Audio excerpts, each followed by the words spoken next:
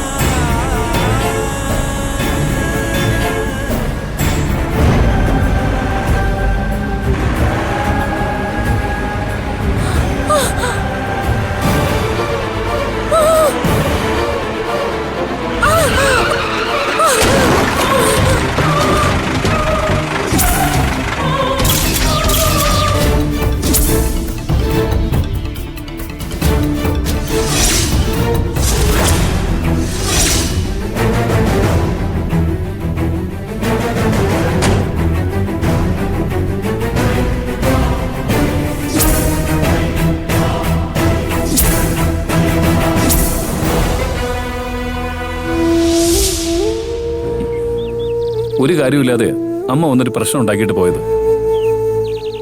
ഇന്നലെ സന്തോഷമൊക്കെ ഒരു നിമിഷം കൊണ്ട് ഇല്ലാതായില്ലേ?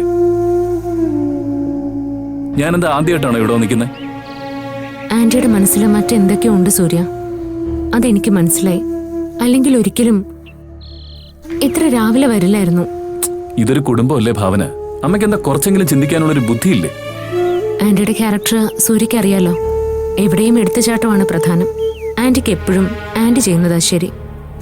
അങ്ങനെ ഓരോന്നും സ്വന്തം ഇഷ്ടപ്രകാരം ചെയ്യുന്നതിന്റെ ഫലം അനുഭവിക്കുന്നത് മറ്റുള്ളവരും. മാനസയെ കൊണ്ട് ഇങ്ങനെ ഒരു വേഷം കിട്ടിച്ചിട്ട് അമ്മ വല്ലതും അറിയുന്നുണ്ടോ? അനുഭവിക്കാൻ ഇപ്പൊ നമ്മളെ രണ്ടാളും മാത്രമല്ലേ ഉള്ളൂ. അപ്പൊ മാനസയോ? അവളല്ലേ ഇനി കൂടുതൽ വിഷമിക്കാൻ പോകുന്നത്. അവർക്ക് ഭാവനയെ കഴിഞ്ഞ് വലുത് മാനസ തന്നെയാണമ്മേ. അല്ലെങ്കിൽ പിന്നെ സ്വന്തം മോന്റെ ഭാര്യയുടെ വീട്ടിൽ വന്ന് ഇത്രയും പ്രശ്നം ഉണ്ടാക്കൂ?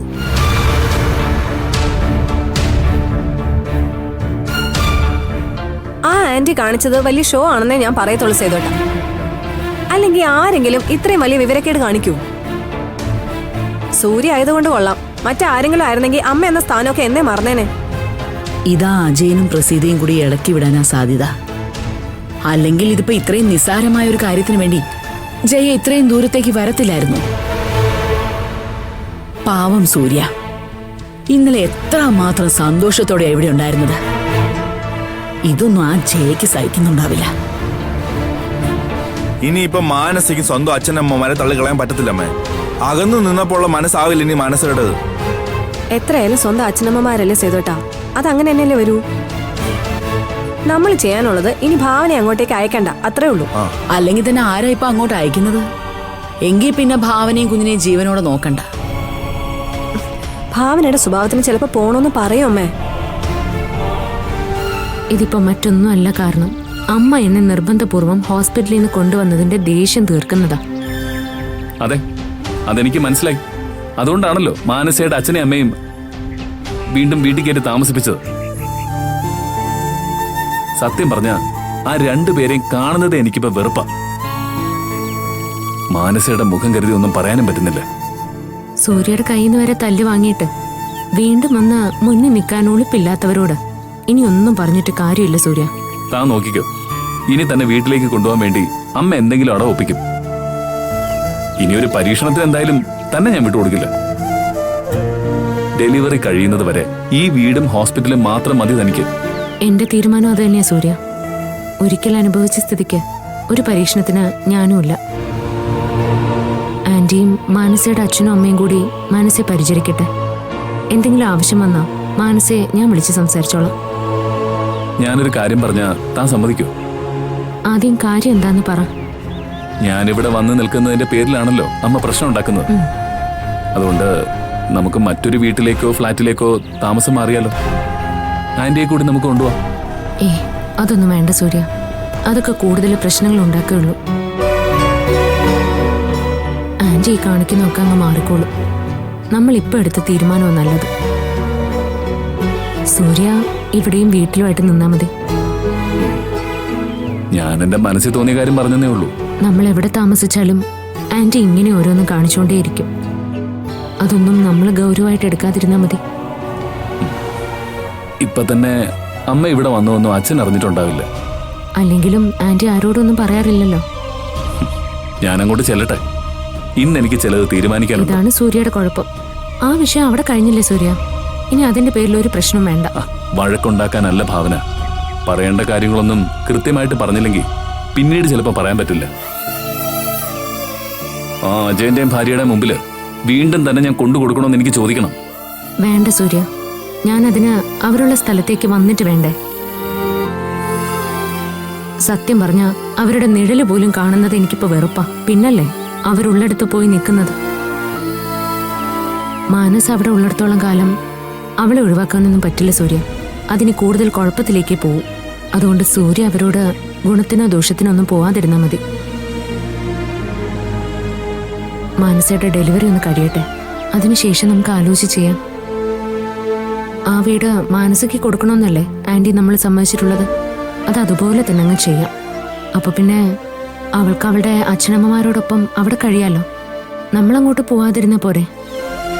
അതും ശരിയാണ് ഭാവന. അതോടെ ആ തലവേദന മാറി കിട്ടുമല്ലോ. സൂര്യ സമാധാനപ്പെടും. ആദ്യം മാനസയുടെ ഡെലിവറി ഒന്ന് കഴിയട്ടെ. നമുക്ക് ആ കുഞ്ഞിനെ എന്റെ അമ്മയെ ഏൽപ്പിക്കാം. അമ്മ പൊന്നുപോലെ നോക്കിക്കോളും. ഒപ്പം നമ്മളും കാണുമല്ലോ. അത് മതി ഭാവന.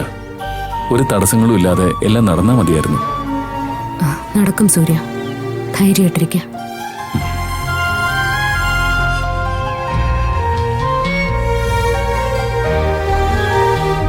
അവൾ അങ്ങനെ പോകുമെങ്കിൽ എനിക്കൊന്ന് കാണണം. ഞാനൊരു അഭിപ്രായം പറഞ്ഞേ ഉള്ളൂ.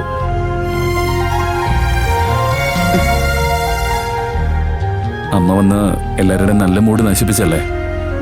ഞങ്ങൾ ആ കാര്യം തന്നെ സൂര്യ സംസാരിച്ചോണ്ടിരുന്നത്. ഞാൻ എന്ത് ചെയ്യാനാ ചെയ്തു കേട്ടാ? എന്നെ കൊണ്ട് പറയാവുന്നല്ല ഞാൻ പറഞ്ഞില്ലേ. ഞാൻ കാരണോ മോനെ? ഞാൻ ആശുപത്രി വെച്ച് സംസാരിച്ചതിന്റെ ദേഷ്യം അജയ്ക്ക്. അതിനാണ്ടി വേറൊന്നും പറഞ്ഞില്ലല്ലോ. ഭാവനയെ അവിടേക്ക് വിടില്ലെന്നല്ലേ പറഞ്ഞുള്ളൂ. അത് തന്നെയാ ജയ ചൊടിപ്പിച്ചതും. പക്ഷെ ഞാൻ അത് എന്തുകൊണ്ടാണ് പറഞ്ഞെന്നുള്ളത് ജയ ആലോചിക്കുന്നില്ല. എന്റെ അമ്മ ആന്റിക്ക് അറിയാലോ ഞങ്ങളുടെ കല്യാണം നടക്കാതിരിക്കാൻ വേണ്ടി എന്തൊക്കെ അമ്മ കാണിച്ചു കൂട്ടിയത്. അതൊക്കെ ആലോചിക്കുമ്പോ ഈ കാണിച്ചൊന്നും അല്ല ആന്റി. അങ്ങനെ പറഞ്ഞു തള്ളിക്കളയാൻ പറ്റത്തില്ല സൂര്യ. അന്നത്തെ സാഹചര്യം പോലല്ലോ ഇന്ന് മാനസികമായിട്ട് ഒരു ബാധ്യതയായിട്ട് ഇരിപ്പുണ്ട്. പോരാതിന് അവളുടെ അച്ഛനും അമ്മയും വീണ്ടും അവിടെ വീട്ടിലെത്തിയിട്ടുണ്ട്. അപ്പൊ പിന്നെ നമ്മൾ കൂടുതൽ ശ്രദ്ധിച്ചേ പറ്റുള്ളൂ. ഇവിടെ ഞാനോ ഭാവനയോ തെറ്റുകാരല്ലല്ലോ സേതുവേട്ടാ. എല്ലാ അമ്മയും മാനസയും കൂടി സ്വയം തീരുമാനിച്ച് ചെയ്തതല്ലേ. എന്തായാലും നമുക്ക് നോക്കാം. ഇനി ഇതൊരു വലിയ വിഷയമായിട്ട് മാറാതെ നോക്കണം. അജയനും പ്രസീതയും രണ്ടും കൽപ്പിച്ചാ വന്നേക്കുന്നത്. മാനസയെ സുരക്ഷിതയാക്കാൻ വേണ്ടി അവരെന്ത് ചെയ്യാനും മടിക്കത്തുമില്ല. അത് പിന്നെ എനിക്കറിയില്ല ആന്റി. അതുകൊണ്ടല്ലേ ഭാവനയോട് തൽക്കാലം അങ്ങോട്ട് വരണ്ടാന്ന് ഞാൻ പറഞ്ഞത്. ഞങ്ങളും ഈ വിഷയം തന്നെയമ്മേ സംസാരിച്ചത്. ആദ്യം മാനസയുടെ ഡെലിവറി ഒന്ന് കഴിയട്ടെ എന്ന് ഞാൻ പറഞ്ഞു. അപ്പൊ പിന്നെ ആ കുഞ്ഞിനെ അമ്മയെ ഏൽപ്പിക്കാലോ.